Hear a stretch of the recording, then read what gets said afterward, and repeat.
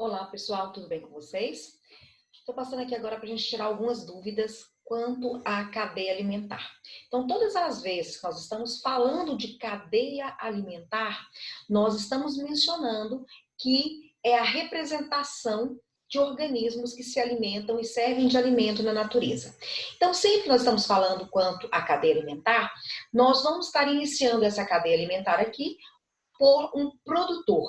Então, o produtor é aquele indivíduo que produz o seu próprio alimento, que realiza a fotossíntese para a produção do seu alimento.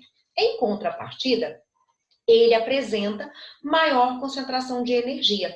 Como eu havia falado com vocês na última aula, quanto mais próximo o consumidor estiver do produtor, maior será a concentração de energia que o consumidor vai adquirir quando se alimentar do produtor, ok? Quanto mais distante o consumidor estiver do produtor, menor a concentração de energia. E aí, ele vai precisar de uma maior concentração de alimento para absorver a energia para que ele possa funcionar.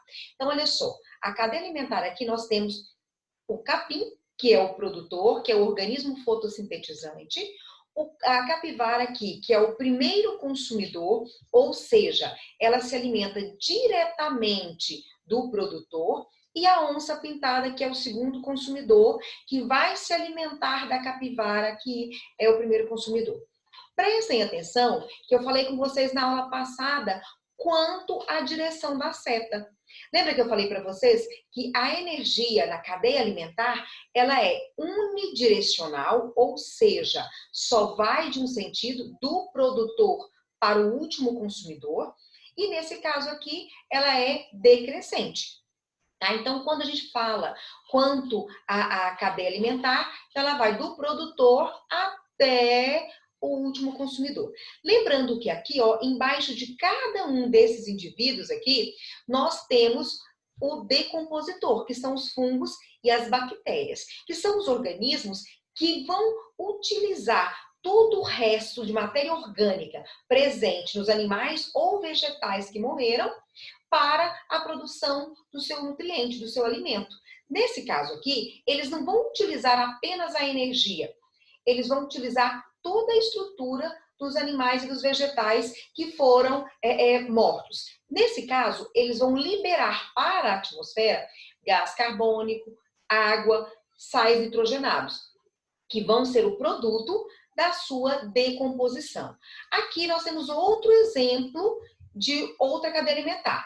Temos uma planta qualquer, o gafanhoto e o bem-te-vi, que é uma ave. Então, olha só, produtor, primeiro consumidor, segundo consumidor.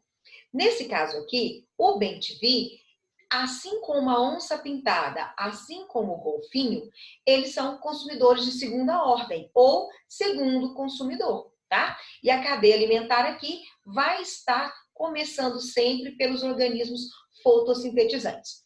Aqui essa último exemplo aqui, nós temos uma cadeia alimentar aquática.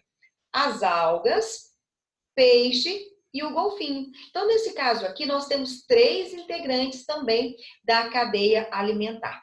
Lembrem-se sempre, para você produzir, construir uma cadeia alimentar, você vai colocar primeiro o produtor, depois um animal que se alimente de vegetais, que vai ser o primeiro consumidor, e depois animais que se alimentam de outros animais, para que possam ser o segundo consumidor, terceiro consumidor, quarto consumidor, independente da quantidade ou tamanho que a sua cadeia alimentar possa apresentar, ok? Mas sempre aqui partindo do produtor até o último consumidor. Lembrando de acrescentar aqui na cadeia alimentar os decompositores que vão estar ligados ao longo de toda a cadeia alimentar, ok? Aqui, amores, quando nós estamos falando da cadeia alimentar, nós começamos a cadeia alimentar falando dos produtores, né? Olha aqui, produtor, capim, a planta, a alga, são organismos que são produtores. Nesse caso, eles são chamados de produtores porque eles conseguem produzir o seu alimento. Eles também podem ser chamados de organismos autótrofos ou organismos fotossintetizantes. Nesse caso aqui, nós estamos mencionando que eles vão ser organismos que vão estar produzindo o seu alimento. Olha só, então os organismos aqui que conseguem alimento comendo outro ser vivo são chamados de heterótrofos. Os únicos aqui que conseguem alimento por conta própria ou sozinhos que a gente menciona é as plantas e as algas, que são o início da cadeia alimentar, ok? Então, olha só, ele vai utilizar a luz solar para produzir açúcar, que é a glicose, e o oxigênio. Então, aqui, olha só, fotossíntese, fotos, luz, síntese, produzir. Então, através da luz, ele consegue produzir o seu alimento. Então, todas as vezes que nós falamos quanto à fotossíntese, nós vamos lembrar que são organismos que, através da luz, ou seja, utilizam a luz para produzir o seu alimento, que no caso é a glicose. Não somente a glicose, que vai ser produzida pela fotossíntese. A glicose, assim como o oxigênio, que ele também utiliza, e as algas que produzem o oxigênio, aquela porcentagem de oxigênio que elas não utilizam, elas eliminam para a atmosfera, ok? Que vai ser utilizadas por nós posteriormente. Aí aqui está a representação da fotossíntese especificamente. As plantas vão retirar água e sais minerais do solo através das raízes, e aí então vai acontecer a fotossíntese, porque a planta vai absorver a luz solar através das folhas, e aí ocorre o processo de reações químicas nas folhas, onde vai ocorrer a quebra do gás carbônico para que aconteça a produção de água, açúcar e oxigênio para o nosso organismo. Então, olha só, nesse caso aqui, a planta produz para ela aquilo que ela não precisar, ela vai jogar para fora, ela vai eliminar para a atmosfera e aí nós conseguimos absorver. Ela produz para ela. Então, é um processo de autossustentação. Ela consegue produzir para ela. As árvores de grande porte, tudo aquilo que ela produz, e ela produz em grande quantidade, vai ser consumido por ela. Então, por isso que eu falei para vocês agorinha que as algas é que vão eliminar para a atmosfera o gás oxigênio que nós dependemos para a nossa sobrevivência, tá bom? Aí aqui, continuando a falar da clorofila, que são a pigmentação verde encontrada nos vegetais, para que aconteça, então, a produção da fotossíntese. Amores, todas as vezes que nós falarmos em produtores, vocês vão se lembrar que são organismos que estão no início da cadeia alimentar, porque eles conseguem se manter sozinhos, eles conseguem produzir o seu alimento. Então, quando a gente fala dos produtores, na cadeia alimentar, eles produzem o açúcar e a partir deles, outras substâncias que formam o corpo de todos os seres vivos. Então, a partir do açúcar que é produzido pelos produtores, todos os outros organismos conseguem sobreviver, ok? Então, por isso que eles estão na base da cadeia alimentar. E quando a gente fala dos produtores, tanto as algas, uni- ou pluricelulares, quanto os vegetais de grande porte são os produtores que são a base da cadeia alimentar, ok? E aí, além dos produtores, que é o primeiro organismo aí da cadeia alimentar, nós temos os consumidores, que são todos aqueles organismos que não conseguem produzir o seu alimento, mas depende de outro ser vivo para se alimentar. Então, outro ser vivo vai servir de alimento para ele. Então, presta atenção. Então, olha só, anotem depois, os consumidores, todos os organismos que se alimentam de outro ser vivo são consumidores ou são heterótrofos. Olha só, animais herbívoros são chamados de primeiro consumidor ou consumidores primários. Os animais carnívoros são secundários, terciários, quaternários, e aí depende da posição que ele se encontra na cadeia alimentar. Olha só, aqui nós temos alguns exemplos de consumidores. Então, nós temos aqui o produtor. Olha só, a seta sempre vai para a direção que a energia está indo. Então, olha só, a energia presente aqui nos produtores vai passar para primeiro consumidor. Então, olha só a direção que a seta está apresentando. Do produtor para aqui o gafanhoto, que é o primeiro consumidor. Aí, olha só, o sapo aqui se alimenta do gafanhoto. Então, olha só, a direção que a seta está indicando. A energia presente no gafanhoto vai para o sapo, que é o segundo consumidor. Aqui nós temos uma cobra, uma serpente. Nesse caso aqui, ela é terceiro consumidor ou consumidor terciário. O que está acontecendo? A setinha está indo do sapo em direção à serpente. O que significa aí? Que ela está se alimentando do sapo e recebendo dele os nutrientes necessários para a sobrevivência. Lembra que eu falei para vocês que a energia é unidirecional, ou seja, sai do produtor em direção ao último consumidor e ela é decrescente. Olha só. Aqui no capim, perdão, nos produtores, eles apresentam uma grande concentração de energia.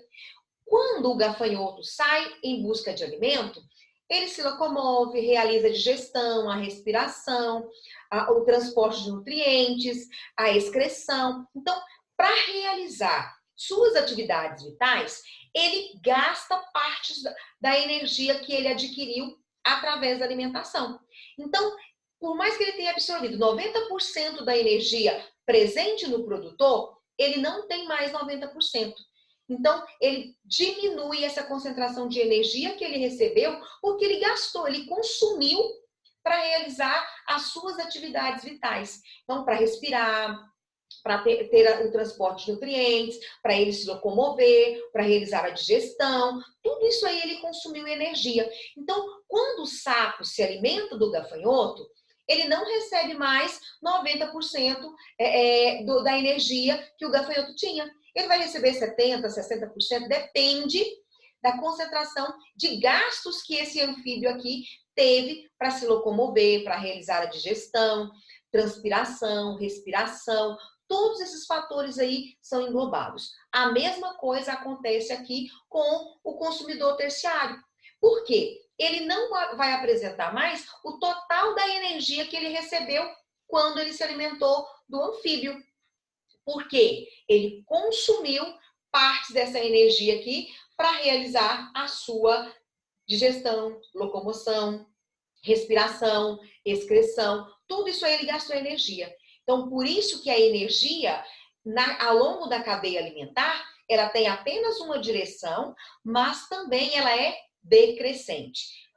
A concentração de energia aqui, recebida através de um alimento pela serpente, pelo consumidor terciário, é bem menor do que quando o gafanhoto ingeriu o alimento. Então, o alimento aqui, a porcentagem de energia adquirida aqui pelo gafanhoto foi maior do que aqui o terceiro consumidor. Quanto mais distante o consumidor estiver do produtor, menor a concentração de energia que ele vai adquirir, tá? E, portanto, ele vai precisar de um volume maior de alimento para ter uma concentração de energia suficiente, ok? Aqui, os decompositores. Nós falamos aqui dos integrantes da cadeia alimentar. Produtores, que vão produzir o seu alimento, que são os autótrofos, que são os fotossintetizantes, que são os organismos do início da cadeia alimentar.